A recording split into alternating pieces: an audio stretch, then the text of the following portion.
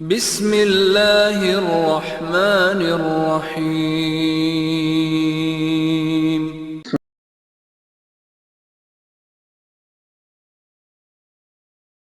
Number 7، زینب بنت جہش رضی اللہ عنہا۔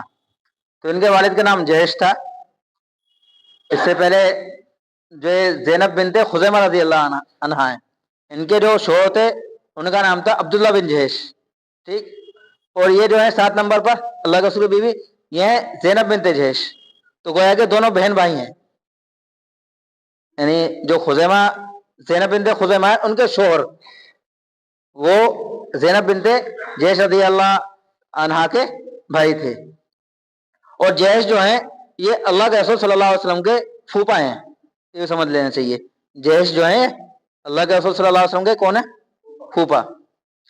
تو یہ دونوں بیویاں جو ہیں زینب بنت جہش رضی اللہ زینب بنت جہش رضی اللہ عنہا، یہ نسب باپ کے نسب کے اعتبار سے قریش نہیں ہے، انہوں نے بتلایا نا ابھی، بنو سعد میں سے قریش نہیں ہے، لیکن ان کا ماں کا جو نسب ہے وہ قریش ہے۔ زینب بنت جہش رضی اللہ عنہا کا جو ماں کا نسب ہے وہ قریش ہے، بلکہ بنو ہاشم کے اندر ہے۔ ان کی جو والدہ ہے زینب رضی اللہ عنہا کی امیمہ، وہ اللہ کے رسول صلی اللہ علیہ وسلم کی جو ہے پھوپھی ہیں۔ اسی طرح جہش کا نام ایک بار اڑائے گا ام حبیبہ رضی اللہ عنہا کے بیان میں، کہ ان کے شوہر کا نام جو ہے وہ عبید اللہ بن جہش تھا۔ تو یہ گویا کہ اللہ کے رسول صلی اللہ علیہ وسلم کی جو بیویوں کا تذکرہ ہے، اس کے اندر جہش کی 3 اولاد ہیں، ایک عبداللہ بن جہش، زینب بنت جہش، اور تیسرے عبید اللہ بن جہش، یہ تینوں جو ہے بہن بھائی ہیں۔ تو ساتھی بیوی زینب بنت جہش رضی اللہ عنہ، تو ان کا خاندان بنو سعد، ان کی پیدائش 17 قبل نبوت اور 594 عیسوی۔ ان کے پہلے شوہر کا نام تھا زید بن حارثہ، زید بن حارثہ رضی اللہ عنہ، جو اللہ کے رسول صلی اللہ علیہ وسلم کے گود لیے ہوئے بیٹے تھے۔ ان کا تذکرہ بھی ہم نے پچھلے سبق کے اندر تفصیل سے کرا تھا۔ اور جو ہے زینب بنت جہش رضی اللہ عنہ پر بھی 2 ویڈیو بنی تھی خاص طور، اس میں ایک زید بن حارثہ رضی اللہ عنہ کے تذکرے کی وجہ سے 2 ویڈیو ہو گئی تھی۔ ان کا نکاح جو ہے 5 ہجری کے اندر ہوا، 627 عیسوی میں۔ نکاح کی مدت تقریباً 5 سال کچھ مہینے ہیں، 5 سال کچھ مہینے جو ہے اللہ کے رسول صلی اللہ علیہ وسلم کے نکاح کے اندر رہیں۔ ان کی وفات 20 ہجری کے اندر ہوئی اور 641 عیسوی کے اندر۔ بتلایا نے پچھلے سبق کے اندر کہ زینب بنت جہش رضی اللہ عنہا سب سے پہلے اللہ کے رسول صلی اللہ علیہ وسلم کے بعد انتقال کریں۔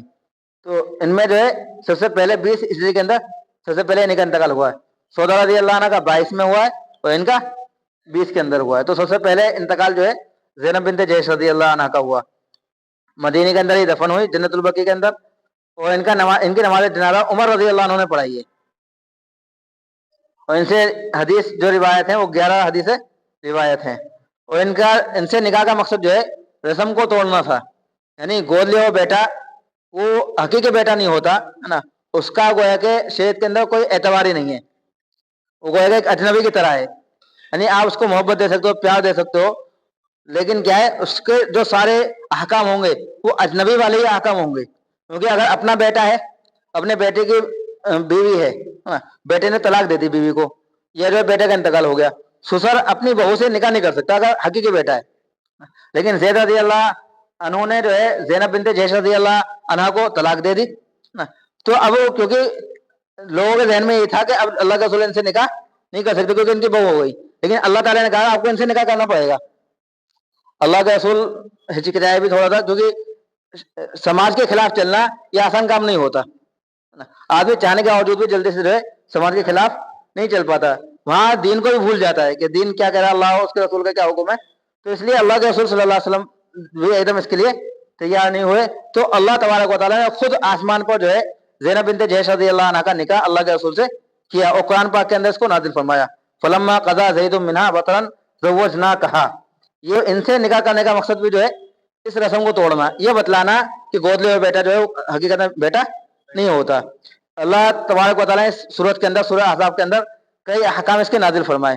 ایک تو آپ اس کو باپ کا نام نہیں دے سکتے، لوگوں نے زید بن محمد کہنا شروع کر دیا، تو اللہ تعالیٰ نے قرآن پاک کے اندر آیت نازل فرمائی کہ آپ انہیں زید بن محمد نہیں کہہ سکتے، زید بن حارثہ ہی کہنا پڑے گا، حقیقی باپ کی طرف ہی منسوب ہوں گے، پال لو، پال سکتے ہو، گود لے سکتے ہو، لیکن گود لینے کے بعد جو ہے بہت شریعت کے بڑے احکام مشکل ہیں.